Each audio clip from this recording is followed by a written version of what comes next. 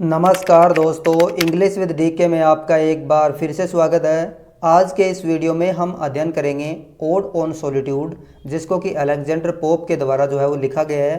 तो चलिए सबसे पहले हम इस वीडियो के अंदर सबसे पहले थोड़ा सा अलेक्जेंडर पोप जो है उसके बारे में हम देख लेते हैं। और यदि आपकी परीक्षा में यदि कोई एक्सप्लेनेशन आती है, यदि आपके क्वेश्चन आंसर आते हैं, तो उसमें ये जो पॉइंट्स लिखे गए हैं, इन पॉइंट्स को जो है आप मेंशन कर सकते हैं। इससे आपका उत्तर या आपकी जो एक्सप्लेनेशन है वो और भी बेहतर हो जाएगी। तो अलेक्जेंडर पोप जो है उनका जन्म 1688 को जो है हुआ था। उनकी डेथ जो है वो 1744 को उनकी डेथ हुई थी। ये एक बहुत ही प्रोमिनेंट पोइट हैं, ट्रांसलेटर हैं और सैटायरिस्ट हैं। यदि इनके एज की बात करें तो इनलाइटनमेंट एरा जो है उनसे ये बिलोंग करते हैं। इसके अलावा नियो क्लासिकल एज जो है उनसे भी इनका संबंध है। और इनके खुद के नाम पर जो है एक एज जो है वो इंग्लिश में चलती है, जिनको एज ऑफ पोप के नाम से जाना जाता है। तो आप कमेंट बॉक्स में मुझे बताएंगे कि एज ऑफ पोप जो है उसका टाइम स्पेन कौन सा है। यदि उनके कुछ फेमस वर्क्स की बात करें तो जैसे the rape of the lock है, द डनसिएड है, एन एसे ऑन क्रिटिसिज्म है, और इसके अलावा ट्रांसलेशन ऑफ होमर जो है इसके इनके कुछ फेमस। अब हम देखते हैं ये जो पोइम है इनके द्वारा। तो ये जो पोइम है इनके, यदि हम बैकग्राउंड की बात यदि हम करें तो ये पोइम जो है वो लगभग 1700 ईस्वी के अंदर लिखी गई थी। उस समय जो पोप जो है उनकी उम्र जो है वो 12 साल थी। 12 साल के एक छोटे बच्चे के रूप में जो है ये पोइम लिखी गई है।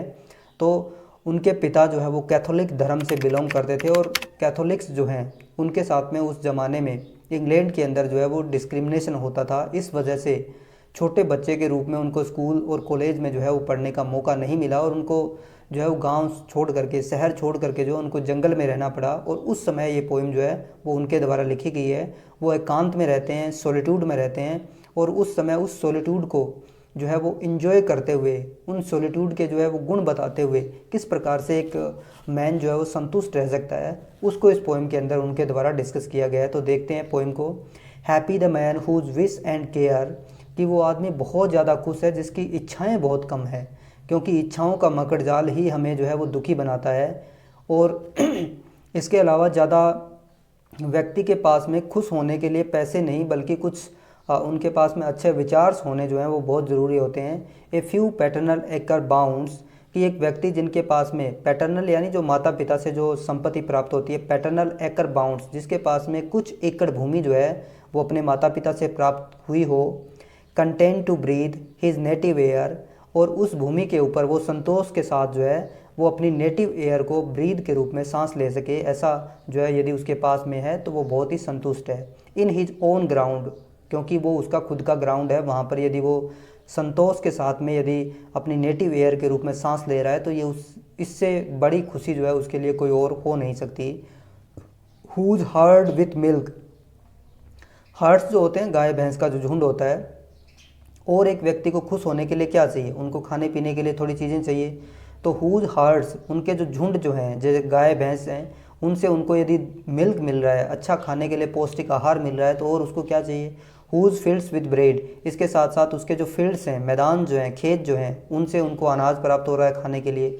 Whose flocks supply him with attire, और उनके जो फ्लॉक्स यानी जो भेड़ बकरियों के झुंड होते हैं, उनसे उनको जो है वो अटायर प्राप्त हो रहा है। अटायर यानी ड्रेस, जो कपड़ा जो है ऊन के रूप में उनको प्राप्त हो रहा है।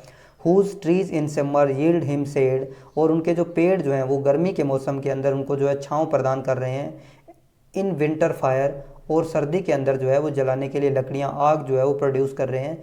तो कहने का मतलब इस लाइन के अंदर पोइट हमें जो है वो आत्मनिर्भरता का पाठ पढ़ा रहे हैं कि हमें किसी भी प्रकार से दूसरों के ऊपर निर्भर होने की ज़रूरत नहीं है, और यदि हम अपनी जो ज़रूरत की चीज़ें अपने खुद से पूरी करते हैं तो हम संतुष्ट हैं। तो ये जो है वो संतोष की बात को करते हुए दिखाई दे रहे हैं।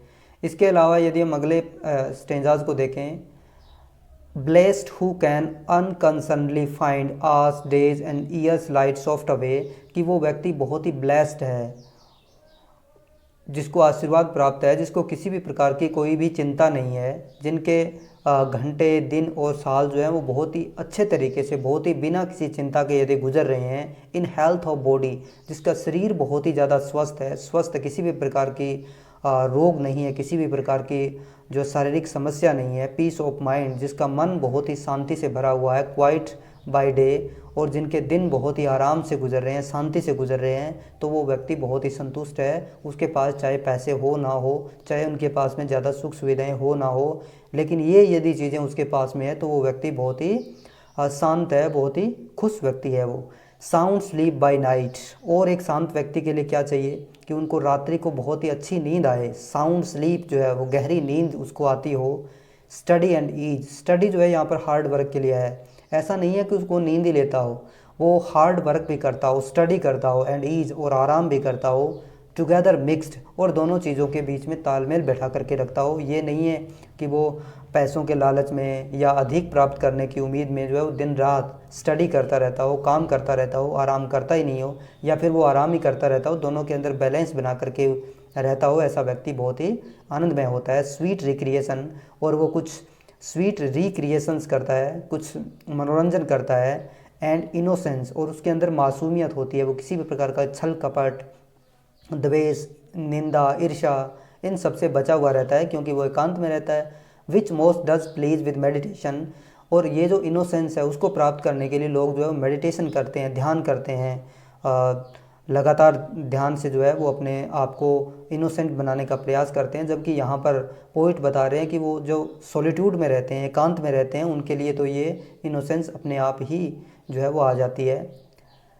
अब अंतिम लाइन जो है उनके अंदर, वो पोइट जो है उनकी क्या इच्छा है वो बता रहे हैं कि थस लेट मी लिव, कि इस प्रकार से मुझे जीने दो। अनसीन एंड अननोन, कि मुझे कोई ना देखे और मुझे कोई ना जाने, ऐसा जीवन जो है मुझे जीने दो जिसमें किसी भी प्रकार की प्रतिष्ठा, वैभव, आगे बढ़ने की चेष्टा, ऐसा कुछ भी ना हो। ऐसा जीवन जो है मुझे जीने दो।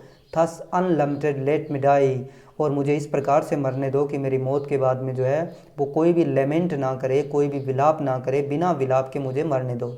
स्टील फ्रॉम द वर्ल्ड, अपने आप को जो है मुझे इस संसार से चुरा लेने दो, यानी मैं अननोन जीवन जो है वो जीना चाहता हूँ। एंड नोट ए स्टोन, और एक पत्थर भी नहीं, टेल वेयर आई लाई, कि जब मैं मरूं तो मेरी जो कब्र जो है, रेस्टिंग प्लेस जो है, वहाँ पर कोई ऐसा स्टोन ना लगाया जाए, कोई पत्थर ना लगाया जाए जो ये बताए कि मैं यहाँ पर मरा हुआ हूँ। तो मेरे बारे में कोई भी क्लू जो है वो नहीं होना चाहिए। मुझे एक पीसफुल लाइफ जो है वो जीनी है, मुझे इस प्रकार का जीवन जो है वो चाहिए। तो इसके साथ पोएम समाप्त होती है। धन्यवाद।